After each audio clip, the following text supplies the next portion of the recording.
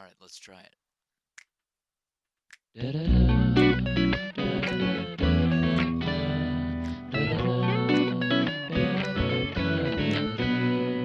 Essential Sessions, an authentic analog experience.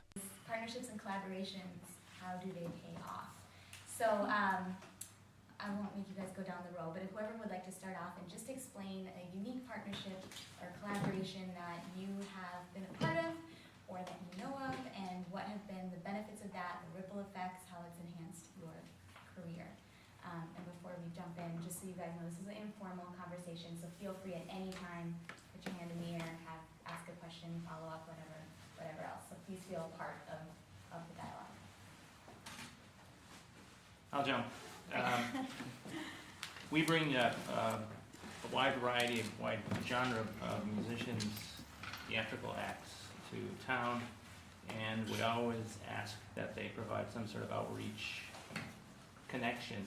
And we've had very good luck with working with the Winona Historical Society and having lunchtime events where they are musicians or presenters provide some input for an audience that may not typically get up to our venue. And it's a real good way for us to connect to the community in a way for us as an organization and also for the artist. Because they won't see those people in the theater. So for us, it's a really good thing. Great. So Historical Society. Mm-hmm. The benefit for the Historical Society in that, or is The benefit for them is they get free programming. Great. Yeah. No. Exactly. But they also get that opportunity to then expand what their mission is, which is to be part of the community, and often we've had two different cultural groups, Tibetan monk, Middle Eastern group. We've had Irish music. We've had last week we had a singer-songwriter 2 weeks ago, and she was talking about food and local food sources, and so that was a real good mix for the community. Awesome. Great. So the band that I'm part of called Southwire is a fusion or a collaboration that comes from sort of the collaborators that I work with have more of a hip hop background, and I definitely come from more of sort of like a folk singer-songwriter camp. And I guess the result of that is sort of a dark, rusty Americana gospel kind of a something. I'm not all that great at describing, but I feel much better that you have a hard time describing. yeah, it's really so come to the show. Can we quote that? And so, yeah, I think the collaboration has been very enriching, sort of on a personal level. My maybe approach to folk music has been where it's sort of almost like a journaling outlet for a lot of my life, where like you're working something out internally, and so just sort of the exposure, I guess, to a greater range of music and that kind of a thing is, I don't know, has I think benefited both of our halves, our Awesome. parts. And as a group, once the collaboration is formed, have you developed any ongoing partnerships or collaborations with other bands or other musicians that? Well, those, I guess maybe, yeah, separately, I've done other collaborating sort of more maybe in that folk angle. So another project that I have up in Duluth is called Coyote, and that's sort of stays more in that pocket, like banjo and guitar and folk stuff. And then Ben and Sean from our band have done other sort of collaborations and have an ongoing hip hop project called Crew Jones, and that's a collaboration that's gone on for years as well. Awesome. Yeah. Great. Yeah. Thanks, Jerree. For myself, being mainly a solo performer, it's all kind of wide open for me. Yeah. It's like, yeah, I'll go here, I'll play with you all should come play with me, and just like constantly taking invitations, but also creating invitations, I think. Do you have any examples of the things you've created? Like how have you brought people together and how? Yeah, I think Some of those have been just random instrumentations, like just not being afraid to try playing with cello players or drummers of all different sorts. That's probably my main angle at, like, that's really works for me, is just because I'm a solo performer and I can say yes or no, and it's not about bringing a bunch of people into a situation. It's just me showing up at someone's house and we play, or me jumping on stage with a band that we, our styles of music really wouldn't be classified as similar, but we all can get along and play. And the other one's just being in a town of this size. Schools have been really fun to collaborate with, grade schools, kindergarten classrooms, and not being afraid to just say yes to that. So is that like an artist residency? Yes, and even just to go in for a day or an afternoon, and just to get a phone call from a Montessori school, and before I even think what would I do, to say yeah, I'm there, and then try to backtrack from there instead of kind of hemming and hawing and be like, well, I don't know what I'd have to offer, but to say yeah, this is gonna be great, and then kind of and then work out the details later, and some really amazing things that have come out of those situations were a square dance, a grandparent children square dance evening, which was so fun. A caller came up from Iowa, and I was in that band, and just a great evening of square dance music, which was super fun. And then playing for kindergartners, just bringing a bunch of different folk instruments and playing folk music with them and for them was also really enjoyable. Awesome. Great.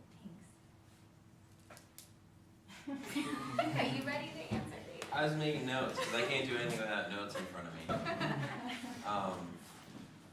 Yeah, it's such a.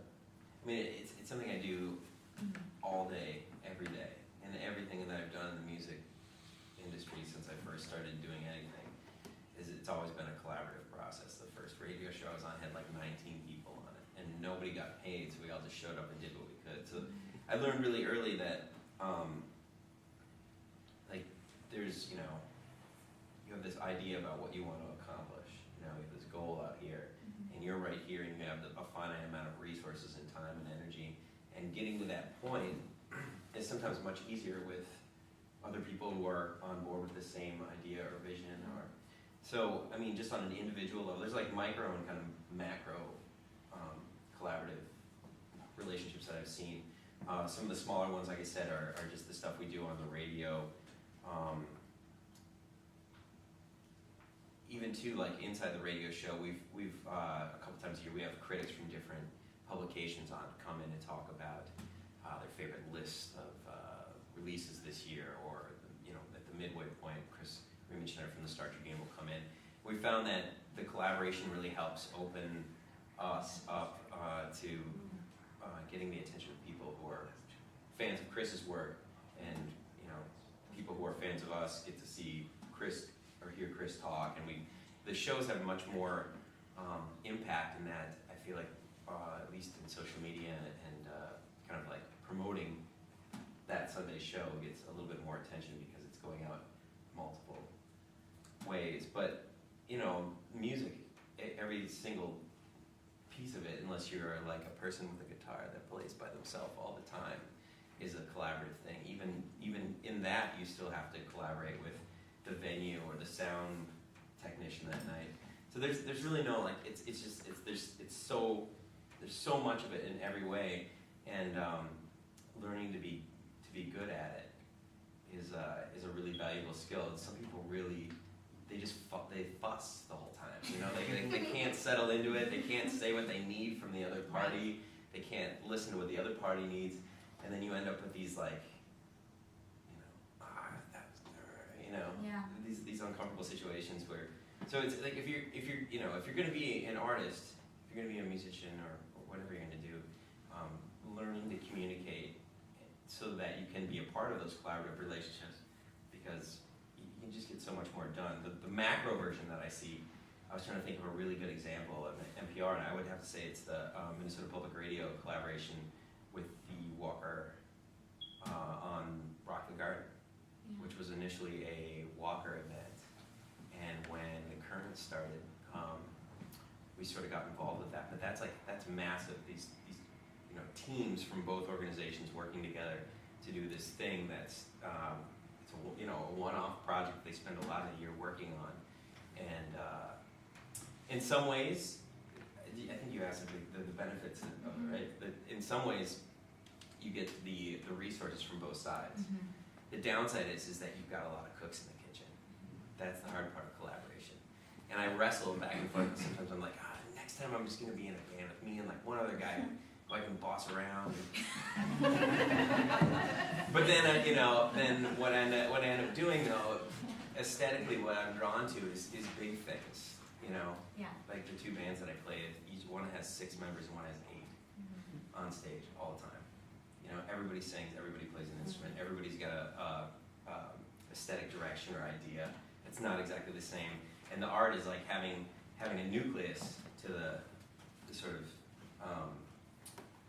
collaboration, but where there's one person that's it's not a dictatorship, but there's one person that sort of drives, but that it's still a conversation that happens as you move along. Did I answer the question? Absolutely. What was the question? Whatever you said was great.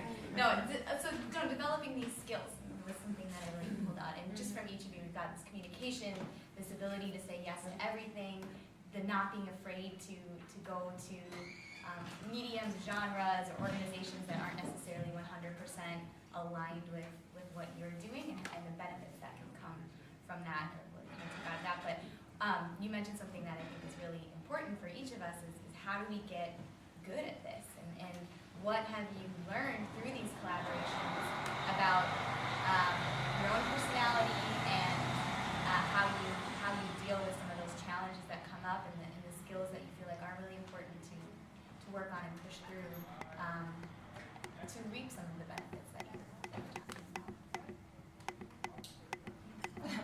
about. It looks like you were about to speak. Oh, no, I don't know. Yeah, it can be awesome. It can be a total stressor, for sure. I mean, like they're I think maybe within a given collaboration, sort of finding that right recipe of, so I'm writing songs all the time for myself or some project or another, and then there's sort of like a certain amount of editing maybe before it ever shows up in one band. That's, is this song going to be the right fit for this band? And I don't know. So I guess that's maybe just like one stage of like, are you bringing the right thing to the right person in a way? But what was the question again? That's right. The skills, sort of specific unraveling. skills that help to facilitate these collaborations, developing them, what you've learned to kind of cultivate from working within these partnerships and collaborations. Yeah, it's a conversation. I mean, like it's not just show up and play. Like there's definitely sort of like other stuff that you're always like covering. What are we going for, maybe, or like what are you trying to arrive at? So yeah, so that's I think. Right. Sorry. No, that's great. No, that was perfect. Well, I come at it as a presenter more, and I'm always looking for a way to expand the opportunity for the artists to come into the community and grow their audience, so that when the audience is done, they have new fans. And the performance is done, they have new fans that will end up following them in their. They'll go to the next. If they're playing in Rochester next year, they'll go there because they saw them with us, because they made that extra little connection. And so the skill, what's the skill? Skills we're looking for. Planning is really important. As a presenter, I was just talking earlier, like I'm planning a year and a half out because that's where my grant cycle is. Right. In order to be able to pull things like this off, I need to be planning a year and a half out. And that might not be something And that all musicians are planning more. Mike is thinking, well, next week I got a day I could probably fill in with something, which is great, but for having the understanding that organizations versus your creative process isn't always the same. You need to be able to think in a larger picture sometimes. So, Absolutely. Did you? Yeah, I would say as far as skills, it's communication, but also listening and learning the skills of listening, because we're creative people and have thousands of ideas, and when our person we're working with is coming back with their ideas, just to be able to say, okay, I know I'm thinking of 1,000 things, put that away, don't forget it, but put it away for a second, and really be able to listen, because that'll help the process go forward, and to just be able to learn how to be more of a team player. And I'm spoiled mostly being a solo musician, just kind of, if I want to change tempo mid-song, if I want to draw this one out, or skip this, or not do that, and so I get all these bad habits that need to, when I play with other people, I need to keep those in check. But communicating, and it's not only with other performers, but it's for this to work for me as a job. It's about relationship. It's not necessarily about selling the music. Playing folk music, it's not lucrative. You're not going to sell piles and piles of CDs. So for me, it's about relationship, and it's about going to a place over and over. And when I show up to play that night, it's about collaborating with the bartender and the sound person, and to say, develop that relationship. Hey, how's it going? How you been? To realize that we're all putting on this show together, and it's not me showing up to put on a show, but it's all of us. And so, I think that's definitely a skill. Absolutely. To figure out how that works, and to figure out how to read people, and to say some guy's not having a good night, but how to approach it, he's the one who's gonna make or break the evening, he or she. So you might need to buy them a drink. Right. Probably not, yeah.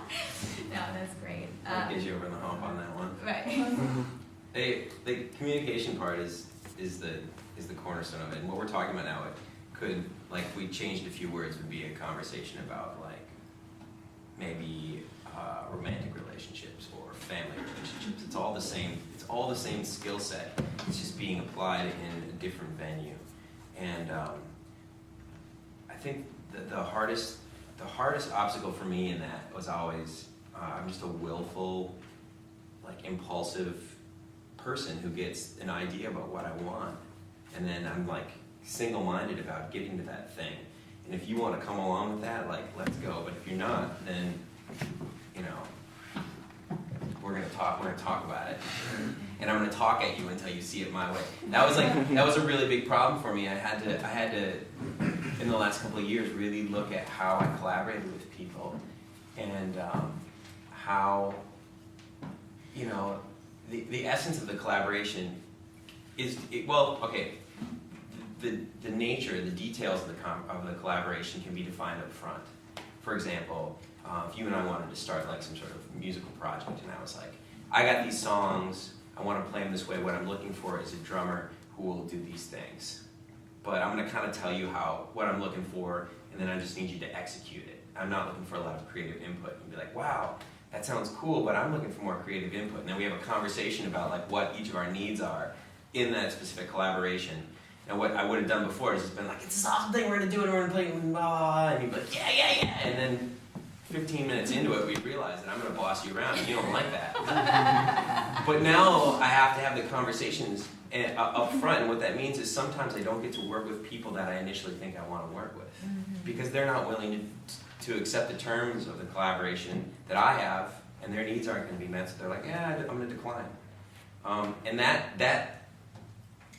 that sort of situation replays itself out daily, over and over again, with all the different people that you come in contact with. Hey, sound guy at the bar, how you doing? I'm having a bad night. Well, here's what I need from you tonight. I'll try to make it as easy as possible. And he's all right, I'll do my best, and then also just detaching from the outcome of what I have envisioned in my mind. You know what I mean by that? Not being attached to the thing that initially got me excited, and the impulse that I had to go do this thing, or work with these people, or put this event on, or do a radio show about this. That's out there, and that can be an idea, but the path we take to get there and how it actually turns out in the end is just going to announce itself as I put forth the effort to get to where I think I'd like to be. But I can't be attached to that very specific thing. I'm going to be disappointed again and again and try to force people and my team or myself into getting to this place that isn't maybe where we're going to arrive at. Like, part of working with people is just letting them do what they're going to do. And if it's not working, stopping and having a conversation about it and then moving forward from there. How do you find out about these skills? Therapy. I'm serious, like self-help books and shit. Like, my parents did not teach me this stuff, and I had to learn. I had to lose some friends and lose some jobs before I was like, oh, like, I'm not good at this. Like, I gotta learn. I'm 35 years old. Like, what am I doing? I gotta learn how to do this, and it's not taught in the family system always, unless you got like a highly evolved. Like, you seem like you really got it down. Parents must have done a great job. Maybe like should collaborate. Yeah, I'd love to hear your notes and things, but I just learned how to like be forceful and willful and stubborn and obstinate, and that did not serve me outside of my family system. But I carried on in the world like that, and so I had to stop and look and go like, well, why initially are all the things great out of the gate, but they end up being difficult and not very pleasant in the end, and I don't get what I want, Like, what's the common denominator Right.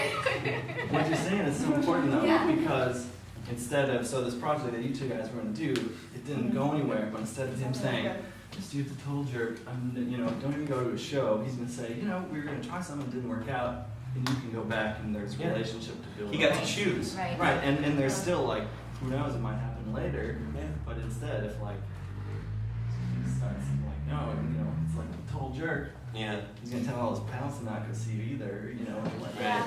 but it leaves the door open, it creates relationship, and it creates that baseline, you can go back and. Yeah, that gets to kind of my next question about these challenges, how you,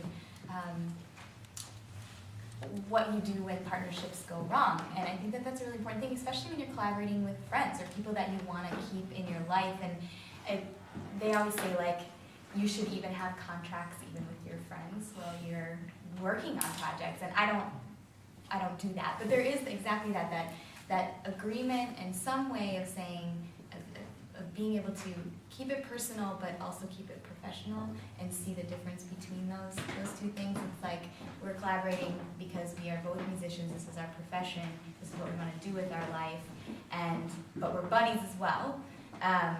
Is there a way that we can, when we're done with practice and we had this really heated, intense thing happen, can we still just go have a beer and talk about whatever? Or a coffee if you don't drink.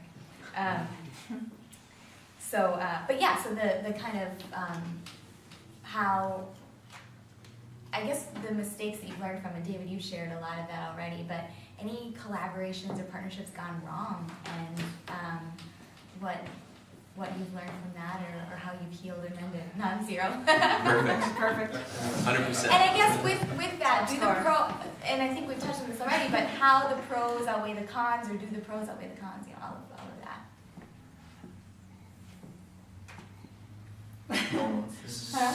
Small town, not sure I want to bring it up. Yeah, that's such an much interesting already. point, right? No, It definitely can be rocky. I think it's a very sensitive thing of like what any given person's sort of concept was going in, or like that a project is always evolving or something, or like when you go maybe like recording sort of feels kind of finite in a way, or like final, and so so like are you wondering, is it this vocal take or that vocal take? Is it this guitar part or that guitar part? Is it, so you're sort of constantly doing this dance of like, well, no, I thought this says, is the personality of whatever the song or the item. And so, yeah, I guess just to, you just sort of keep talking, and hope that you can mutually articulate or find what that thing is. It's like what I meant, or what I thought this was, or something. That's a really good one though, like mixing. Yeah. Mixing a record is a really good one, because everyone's got like the parts that they play that they're attached to. Like that was my voice right there. That's my, And you hear your mistakes. You and I again, right? About that. You're drumming, I'm guitaring, we're mixing our record together, and what if you just don't like that guitar part I played, but I really like it? There's two of us. Yeah. What happens? Right. How do you move forward in that? And you're like, let me do it one more time. Like, no, like that's not the part I want to keep. Like, let me like fix this thing. Well, especially when there's resources involved too. It's like, well, if we're gonna do Yeah. that take again, it's gonna cost another $30, whatever it is. It's trying to Right. navigate all of that. It's a hard one, you Mhm. know, like what do you, or, you know, like, if you're playing in a band with somebody and they're using like a specific color or tone or something, or playing a certain way, you want to have them, to ask them to try to, I guess that's what the net is. You ask for what you think you'd like. And they get to say like, yes, I'll try that, or no, I'm not willing to try that. And, you know, then you go from there. Mm-hmm. It's all these tiny little baby steps of like easing into this, you know, you got to be willing to give to, you know, more than half the time. Right. Just let. It's not about winning, which is, you know, or getting your way, but about you know, yeah, giving. Yeah. And trying to find a compromise that meets both sides' needs, and that's sometimes really hard, especially when there's a few people in the fray, and you know, personalized sonic statements on the line. For sure. Yeah, I think it comes into direct like contrast to so many of the great artists that we, dare I say, idolize, like, but really appreciate. Like, this person was totally committed to their vision, and they just hammered forward, you know. And if you wanted to, whoever, whether it's John Lennon or whatever, you know, like they were just never compromising, and they were just true to their art, and that what paid off. But now we're saying like, well, no, you know, it's really more about communication and all this stuff, and it seems to, not that I'm hung up on that, but it seems like that could be, those two don't really- Conflict. Yeah, like, Spend so much time talking about something you never actually are doing it, or I just hear, you know, all the great artists, just like they were totally committed, and they just kept at it, and even though everyone told them it Steamrolled wasn't gonna over work. and Yeah, over and so it's like, well, and is that the recipe for success, or is it conversation? Sometimes great things are born out of conflict, you know, like what's a classic, like, oh, Fleetwood Mac's Rumors. Like, everybody's sleeping with everybody's on drugs, nobody talks to anybody, the girls live over here, the guys live here. Hey, we sold 60 million records, you know, and that's an awesome album. That's a really great record. I mean, it's also hugely popular, but it's an awesome record. You know, but then there's no durability in that, you know. I mean, you can do that, you can steamroll people, but it's like you're gonna have a lot of bands that you're in, and go from one to the other. It's not maintained. You can't maintain it. It's not pleasant. And I think one of the great stories I heard was about Happy Apple. You guys know Happy Apple, the jazz trio? They were telling me about their practice once, and they just sort of casually mentioned that during the first part of every practice, they sit and they talk for an hour. What, like football, or just like stories, or books you read, or what? And they sit down and they talk about what they're going to do that day. And they talk about the songs that they're trying to write, and they talk about the things that they're kind of working on organizationally, and they talk about the feelings that they want to create in the passages that they're working on, and each gets a chance to sort of articulate it and communicate it, and then they do it. Mm-hmm. But like that's the statement. You know, the statement isn't like Dave King, half-cocked, everybody follow me. I mean, maybe a little bit of that, because that guy's crazy. But, I mean that in a good way. But, you know, it's like you sort of like stop, listen, speak, be heard, listen to other people, and then you go. And then, you know, that's the what you get in the end is the sort of collective statement. Absolutely. That's wild. We've talked a lot about kind of interpersonal and artistic collaborations. What about as a group or an individual or as an organization itself, bringing it more onto the macro level?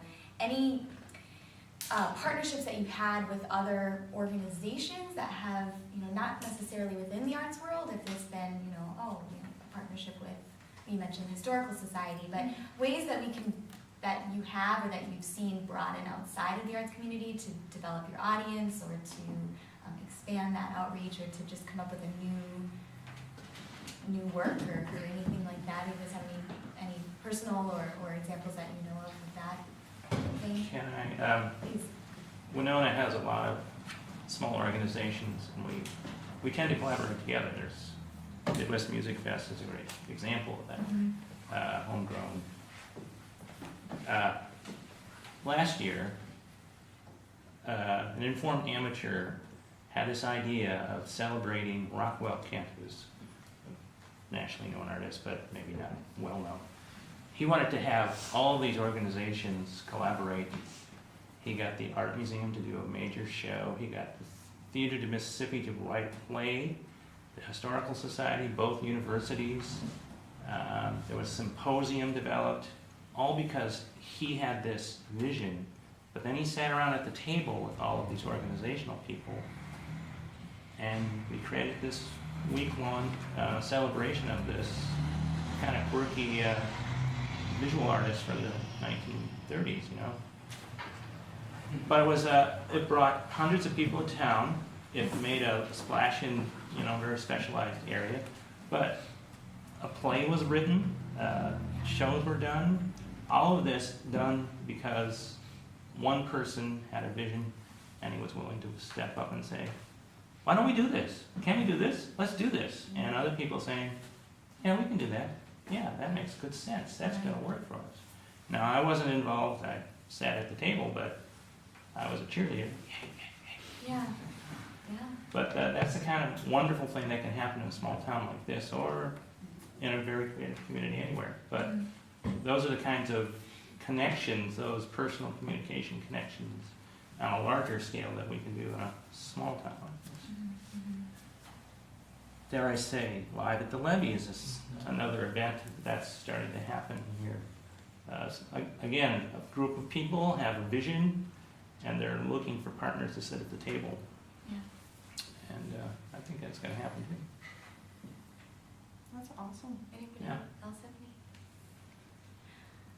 I'm a member of a group called the Yes Let's Collective. It's a small collective of musicians in the Twin Cities, and we co-promote each other's work. So it's a group of about 8 bands, and we, instead of us each having our own mailing list, we maintain one mailing list that we send out monthly updates on all the shows that all of our bands are doing. So we kind of are helping to cultivate a broader audience, and then we're associated with this collective, which is really just a group of friends. You know, you put a name on something else, and it's a thing.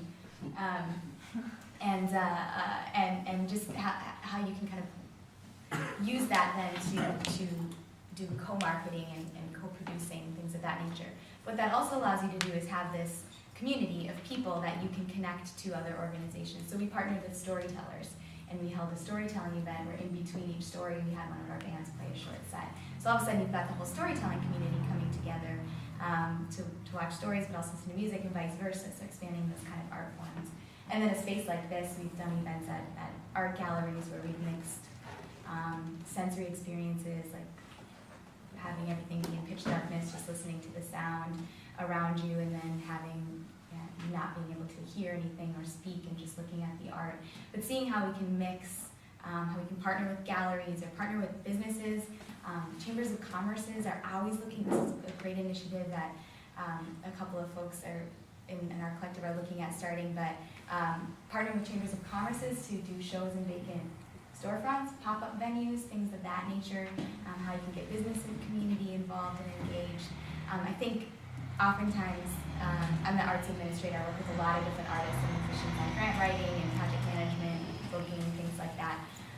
Music can be a really lonely industry if you allow it to be, but I think in general the music industry could use a little bit of that opening up and saying, wait a second, what if we partnered with a hospital? What if we, what could happen to help us have our careers become a little more sustainable? Because we are relying a lot on the bar audience, and we're relying a lot on the college audience, and it's like, what about the Mayo Clinic? I mean, there's just like thousands of people there that are there, like they have to be there. I mean, could something happen? I don't know, whatever, I could go on and on, I'm an idea person, but just expanding that beyond, and so I don't know if that triggered anything for. Well, both of your stories, I guess, remind me of just another musician friend and collaborator back in Duluth, and I mean, just a person who's like that, who's got that sort of like charisma and and sense of possibility, I think is like a really important ingredient in collaborating or in expanding what you're doing. And just, you know, in small ways, like you'd be like, hey, I'm gonna play this show. Why can't a magician be my opening act? Or like, Yeah. you know, and so like find, you know, who knows a good musician, you know, or magician or something Yeah. like whatever the element is, or just, you know, reaching out to other art forms and things. I think, yeah, That's awesome. great. Stuff like that, it seems like it needs a little more ramp up time. Like, That's planning that Patrick was talking about, right? yeah, it takes a little bit more energy, and you gotta stick, especially when like the collective thing. Yeah. You gotta stick with that a little bit, because people are like, wait, you're what? But you're in this band, and who are these other people? And I don't, you know, they got 10 seconds to figure out what you're talking about. Yeah. And so that means, you know, you sort of gotta be in it as best you can for the long haul, and really, or it's just gotta pop right away. But up in, you know, there's like a whole bunch of different stuff. Like, I mean, Rhyme Sayers Entertainment was initially just a bunch of rap dudes that like to make rap shows, and they had these headshots events, and like, hey, what about this and what about that? They realized they're all working in. I mean, that's like the great sort of realization there. It's music. We're all working independently, doing the same thing. How can we band together to, you know, have a combined mailing list or, Right.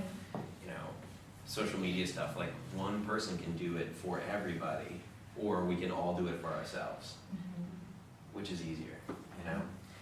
But it takes a little bit longer. You gotta kind of stick with it if it's a sort of an umbrella, you know, and think of a way that it's as easily explained as you can, or be prepared to stick with it even, you know, longer. That's great. I did want to open it up to any questions you guys have related to this topic or just in general. We've got some fantastic resources up here, and it can be a general question that's posed or a specific one to one person, like where'd you get that sweet hat or something like that. No dumb questions. Most of you guys are musicians and music people too, right? We didn't mention anything about label Oh, collaboration. yeah, So if please, you have any thank questions you. with that, I spent a year running a label, and you chaperone. The Chaperone Records up in Duluth, and that was actually another collaboration point. Yeah. let's- you probably had let's talk some about that quickly experience before we- on and off at some point with labels somewhere. I mean, everybody does, you know, and sometimes it's positive and negative. So if you have any questions about that, we can try to help you out. Do you want me to just briefly just speak to that? Sure. So our band Southwire is on a little label up in Duluth called Chaperone Records, and that's popped up in the last year and a half or so, like year and a half. And it's been a nice way of pulling, I think, some bands in our region and around Minnesota together. I mean, you know, just like as a way of sort of like teaming up and sharing shows and reaching out where, hey, if you like our band, you probably will like, you know, Red Mountain, or you would probably, and vice versa. And that's been a really nice boon, or like, you know. Is it more of a promotional vehicle for? Is Chaperone more of a sort of promotional vehicle as opposed to a financial supporter? Well, I guess and helping with the producing the records themselves and stuff. So it's sort of Labels can exist in lots of different kind of shapes in and a few sizes. different ways. Yeah. It might be like a loan to go and record your record. It might be they'll pay for production. It might be they don't do any of it. They help you try and make noise with it, you know, like get it out there, send it to people, support you, promoting your release. You know, maybe they can be anything, Yeah. really. And I think it's a young label, so in some ways I think maybe Still it's still figuring it out. finding what its best use of its energy and resources are. This is a weird time too, where what a label did for the last 25 to 50 years is not what a label does anymore. We clearly have established that is not a.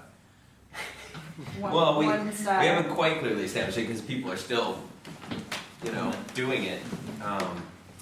But you know, the key to the kingdom is always a very tempting thing, and but we it's had a discussion in class, I think it was like 3 weeks ago, about if you look at the number of record labels, and the major labels are really down to about 3 now.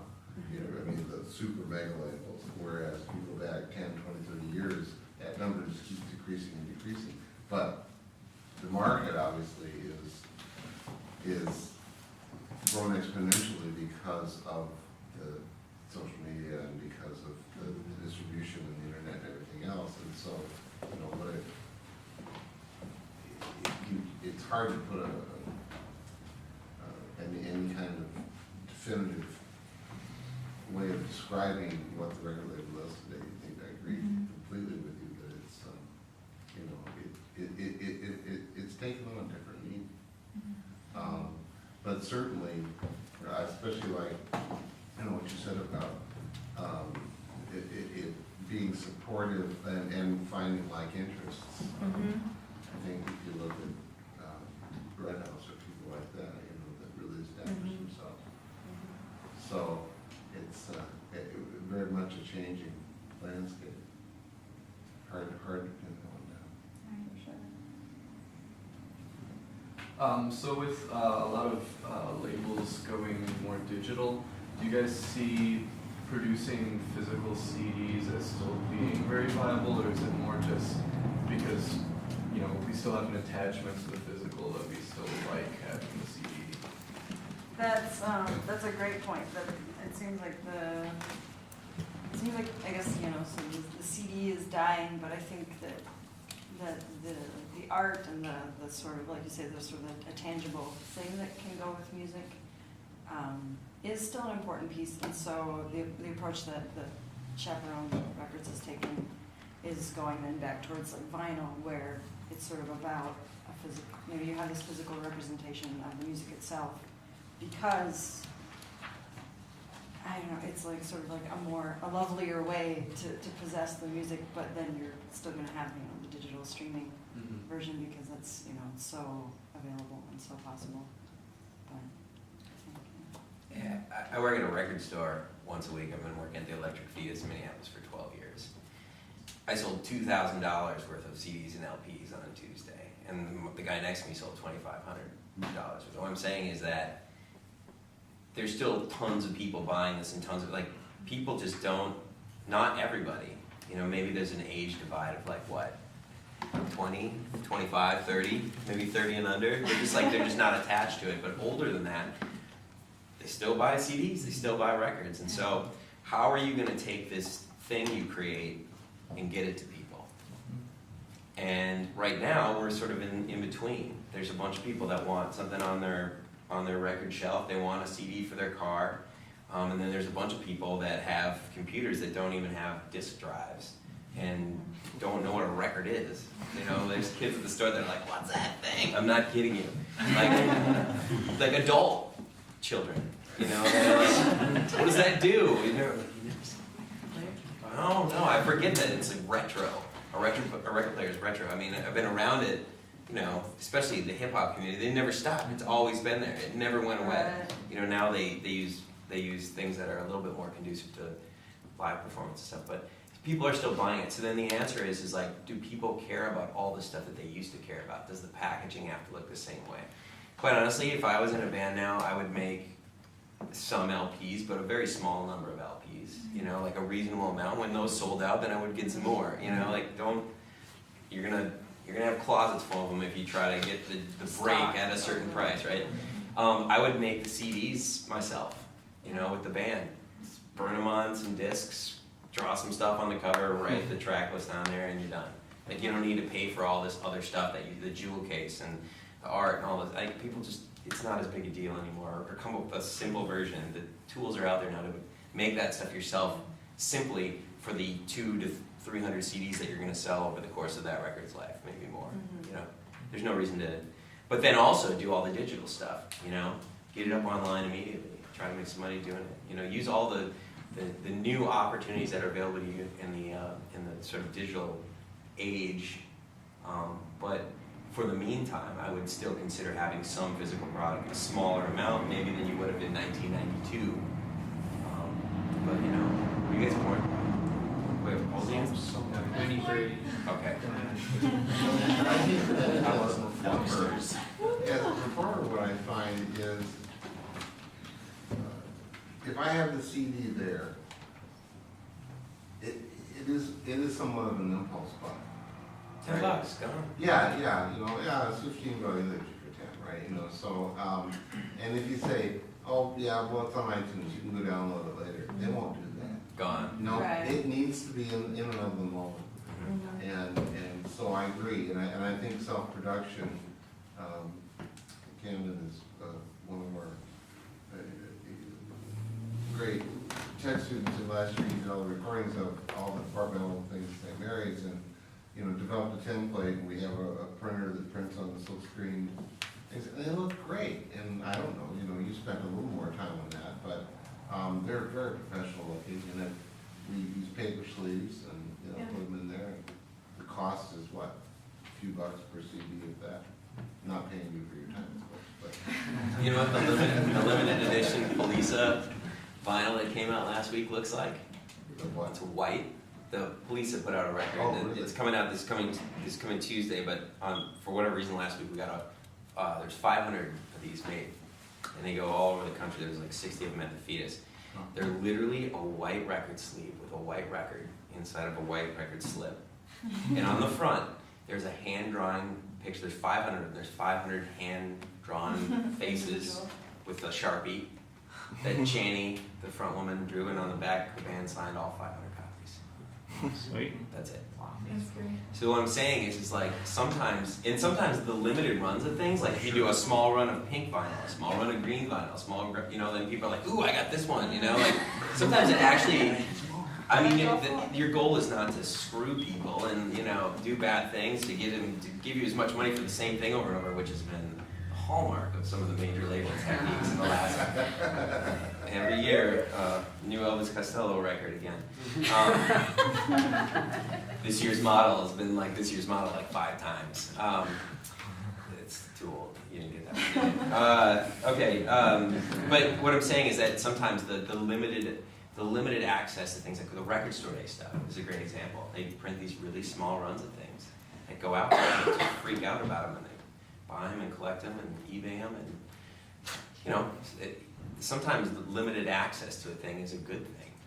You always want to have it there and available, but it can change in 6 months, and you do it a different way. It used to look like this, but we like this better, so now we do it this way. Sometimes that's kind of fun. Yeah. Any other questions? Got a few minutes left. Mike, you're looking nervous. Is that because you've got an album release coming up and you're doing it wrong? No,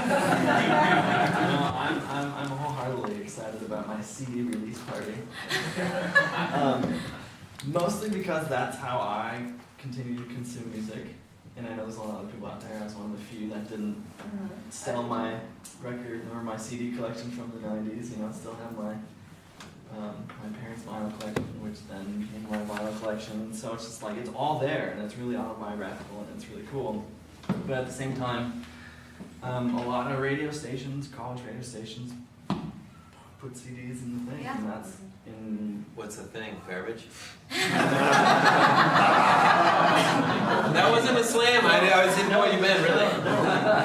I thought you were saying like they don't accept application with physical product now. They only do digital. No. That wasn't supposed to be. No.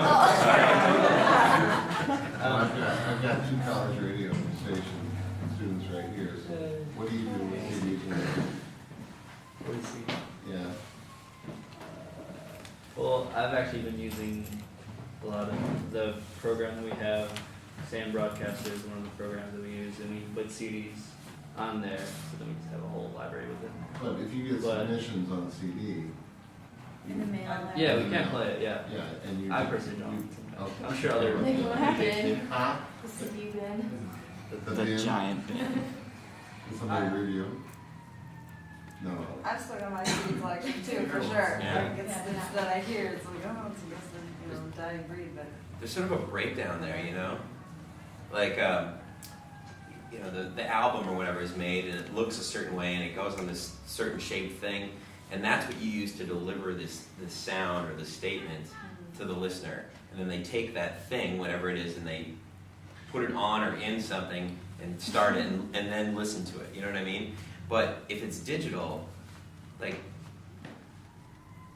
all the emails in my email box look the same. Your band looks the same as you know, the email I just got from my mom about Thanksgiving this year. Like, they're no different. Yeah. They're just in a line. You know, there's no identifying characteristic about it. And you know, as a person who's going to shows and playing, like, what do you give them now? How do you give it to them, and how do they use it? Flash drives. People were selling flash drives at the record store for a little while. Like, our record's on this flash drive. Like, what do I stick that in my car? What? Now I need a computer to play this. I mean, I guess you need a CD player, but CD players were everywhere. Record players a little harder to get to. Computers, expensive devices. You know, like, how do you get it to people? And I think you just now, unfortunately, you have to have a ton of different ways to deliver it at this moment. I'm thinking too, even if it's all digital, like there's still that association with like a piece of art or a representation, because it's like, okay, so on your Bandcamp page or on whatever, you know, whatever digital format, like, yeah, but what does the album look like? Like, whether there is one or isn't, like, you still need that little square that sort of says, this is what the album looks like. Yeah. Sort of like a menu, you know? Yeah, like, right. people come to your restaurant and Exactly. they order, maybe they just want, you know, onion rings today, or maybe they want like a cup of, you know, iced tea, or maybe they want a steak and and apple pie and the whole thing. So you gotta have like all these different options. It's the same restaurant, but there's like, some people want, you know, I need the poster, and I need the deluxe edition of vinyl, and I want that EP that has that one song that's not, you know what I mean? So some people, you feel that way about certain bands, and then other bands are just like, just downloaded it. Well, we're right at about 2 o'clock, and so I just wanted to say thank you to our